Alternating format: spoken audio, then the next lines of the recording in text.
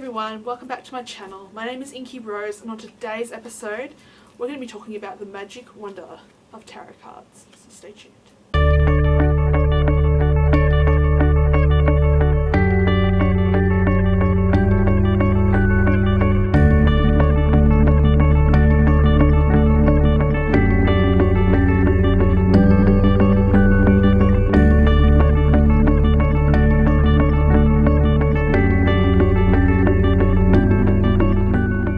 Everyone, welcome back to my channel. As I said before in the start, I'm going to be talking to you guys on this episode about tarot cards, the magic of tarot cards.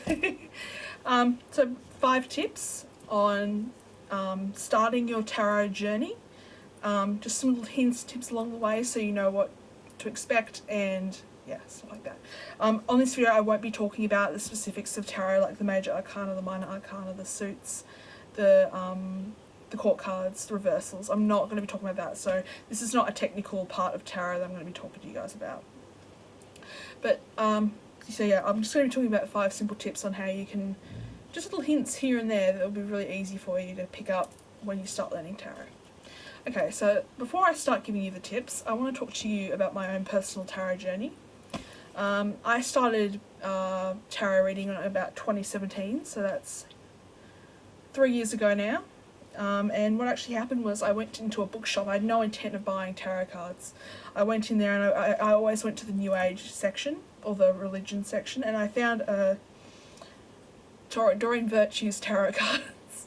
And I really liked them, and I started to work with them, and I didn't really know much about the major arcana, the minor arcana, stuff like that.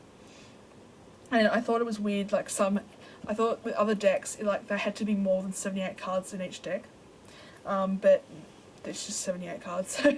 But yeah, I continued to work with them, and I thought, I looked on YouTube, I got a few books, I started teaching myself tarot, but at the same time I wanted to work with someone who knew what they were talking about, how they could help me with my tarot journey. And so I looked around for people in the area. I was in the Blue Mountains at that time.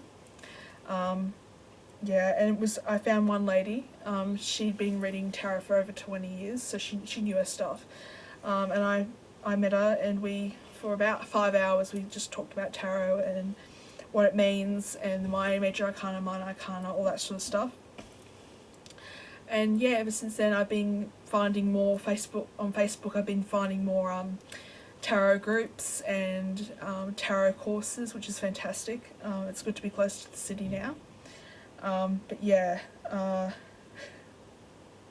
it's been quite a long journey. I'm still part of a tarot group at the moment. As because of Corona, still we're using everything by Zoom, which has been absolutely fantastic. I've been loving that experience.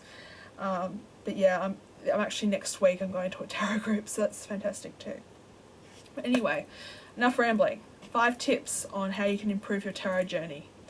The first tip I give to anyone who wants to start learning tarot: get the Rider-Waite-Smith.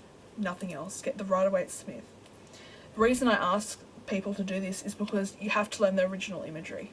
So when you buy other decks, you can relate to like this imagery, like that imagery. Like, what does the Ace of Cups, which I just picked up, what does that mean compared to using, like, say, a cat tarot? I've seen a cat tarot before. It's quite kind of cute. What does that mean? Like, what does the imagery? How does that compare to one another? So yeah, it's amazing how much they can differ. The imagery can differ when you're coming to tarot. So as I said before, you can stick to this one if you want. I personally stick to it. I've bought several decks, and I've tried using them, and I just stick to the Rider-Waite because it's just everything I know from the imagery to the meaning, how the major and minors work, stuff like that. So yeah, the first one is use Rider-Waite. Then after you've used Rider-Waite for, say, about maybe 2 or 3 months, and I mean 2 to 3 months, it takes a long time to get used to the imagery, to the secrets of the major arcana, the minor arcana. Get a deck that you like, and it's gonna be any deck. The website I use if I want to get a new deck is Tarotopia. I've put a link down below in the description if you guys want to see it.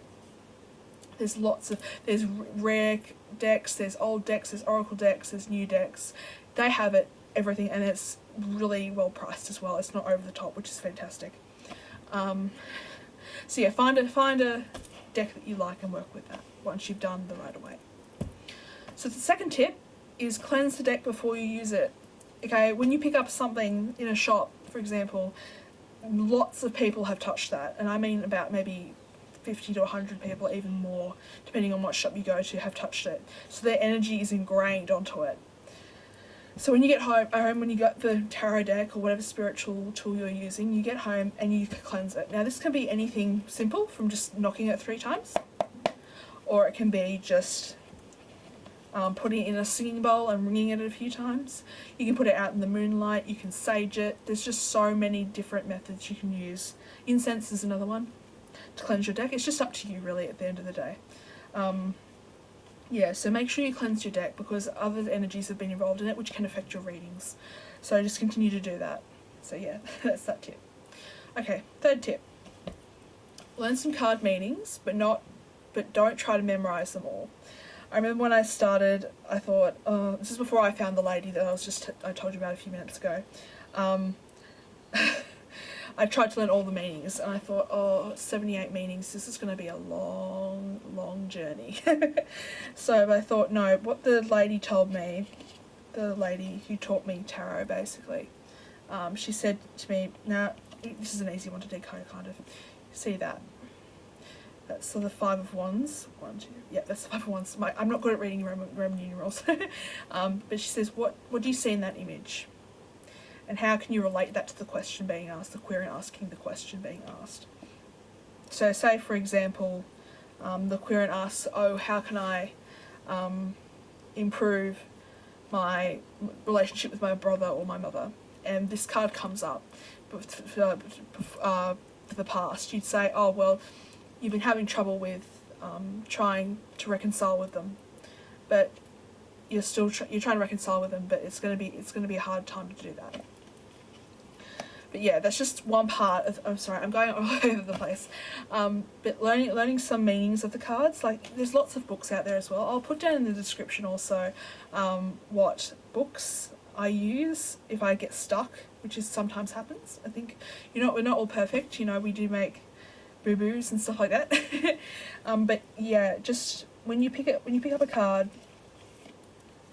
just try and see what imagery is going on, like in the tower. What's going on? What vibes do you get from that? What imagery do you get from that?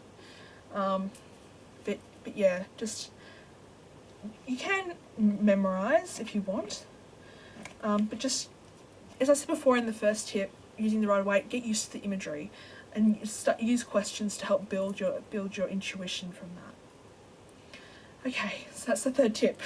We're getting there, people. Okay, the fourth tip is spreads. Now, not every tarot reader uses spreads. I personally don't use spreads, but it can be useful when you're starting out, especially when you're thinking, oh, how do I start? Now, the most common spread is a 3-card spread, which is usually the past, present, future spread. That's good if you just want a quick reading, up to date. Yep, this is what I want to know. What do you want me to know for today? Then there's all the way up to about 10-card spreads, or even 15-card spreads I've seen. But I use the Celtic Cross spread, which is the traditional spread, which is 10 cards. And yeah, I find if I only read about 3 or 5 cards, I can get a reading done within about 5 minutes. But if I actually use the Celtic Cross spreads, I can easily I can ramble on for half an hour. It just depends on the question and the Celtic Cross spread that I'm going to be using. But yeah, use simple spreads. You can always find them online. There's tons of them online. I've actually got a book that's 365 tarot spreads. So on basically any topic, there's all these spreads. I don't really, as I said before, I don't really use them too much. I just go off the cuff and just see what happens and where I go. So in the final fifth tip is to have fun with it and don't take it too seriously. I mean, I take it seriously because I think it's a beautiful tool to use for divination, and it's the main part of my spiritual witchcraft practice. But just have fun with it. See where you go. See where the tarot takes you, yeah, and don't take it too seriously. So thank you guys for watching today's video. I hope you guys got a few notes from there, and see you later.